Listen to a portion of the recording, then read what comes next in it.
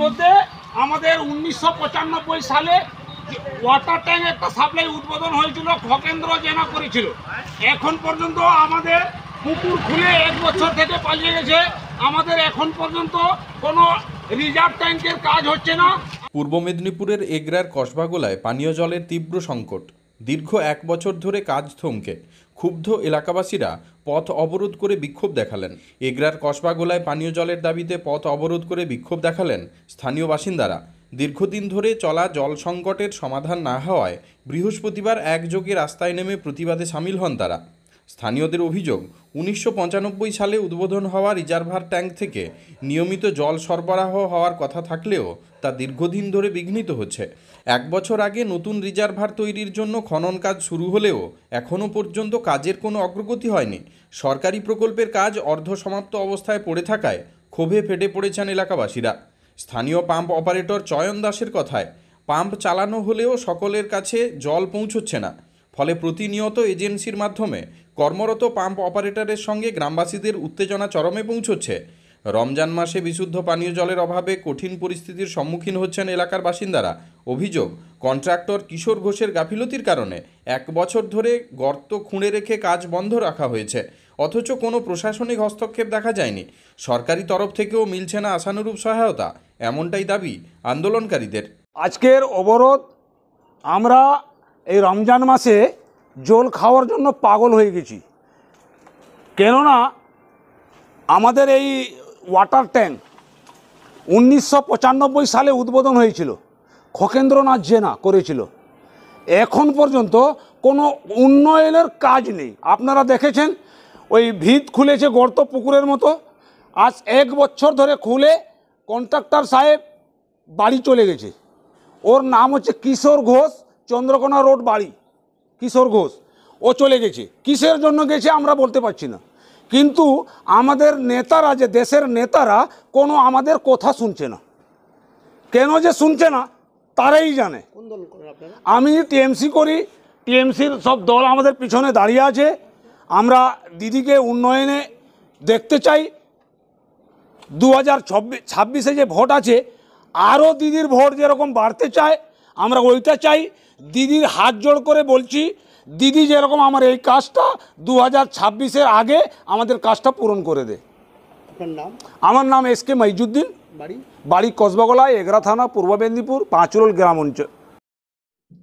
কসবাগোলা পিএইচির কাজ চালু আছে অলরেডি। ইতিমধ্যে যে কাজটা চলছিল, কন্ট্রাক্টর কিছুদিনের জন্য কাজটা বিরতি রেখেছে। আমরা পঞ্চায়েতের পক্ষ থেকে অলরেডি এটা পিএইচি দপ্তরকে জানিয়েছি। পিএইচি দপ্তর আমাদের সঙ্গে যোগাযোগ রেখে সদ্য এই কাজটা যাতে হয় এবং মানুষ যাতে জল পায় তার জন্য প্রয়োজনীয় ব্যবস্থা গ্রহণের আশ্বাস দিয়েছে। রমজান মাসে তারা কিন্তু নাজেহাল হচ্ছে গরমে। ওই ব্যাপারেই আমরা ইতিমধ্যে কথা বলেছি পিএইচির সঙ্গে, যাতে রমজান মাসে জলটা স্বাভাবিক করা যায়, এবং তারা আশ্বাস দিয়েছেন যত দ্রুত সম্ভব জলটা পৌঁছে দেওয়ার জন্য ব্যবস্থা গ্রহণ করবেন। আপনার নাম? রবীন্দ্রনাথ দাস, গ্রাম পঞ্চায়েতের সদস্য।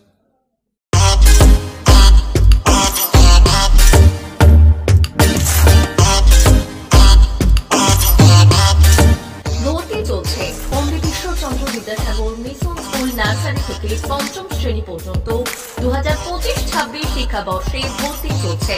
পড়ুয়াদের পড়ার ভীতি দূর করতে রয়েছে বিভিন্ন ধরনের ইনডোর গেমের ব্যবস্থা। বিদ্যালয় সম্পর্কে বিশদে জানতে এবং ভর্তি সংক্রান্ত বিষয়ে জানতে যোগাযোগ করুন 9564251968 9732844008 9434119496 9609202984 এই নম্বরগুলিতে।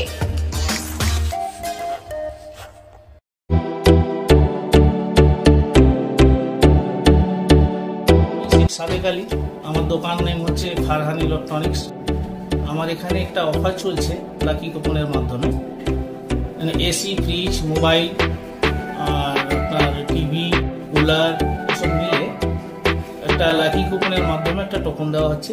সেটাই যা বেড়াচ্ছে কুপন সেটা দেওয়া হচ্ছে। তার মধ্যে লাকি যে কাস্টমার থাকবে ওনার জন্য 1 গ্রাম গোল্ড আছে, তার সাথে সাথে সাইকেল আছে, হ্যাঁ, মিক্সি ব্লেন্ডার আছে, আয়রন আছে, ইন্ডাকশন আছে, আপনার হেয়ার ড্রাই আছে, ফ্রাই প্যান আছে, এসব সব রকম মানে কুপনের মাধ্যমে আছে।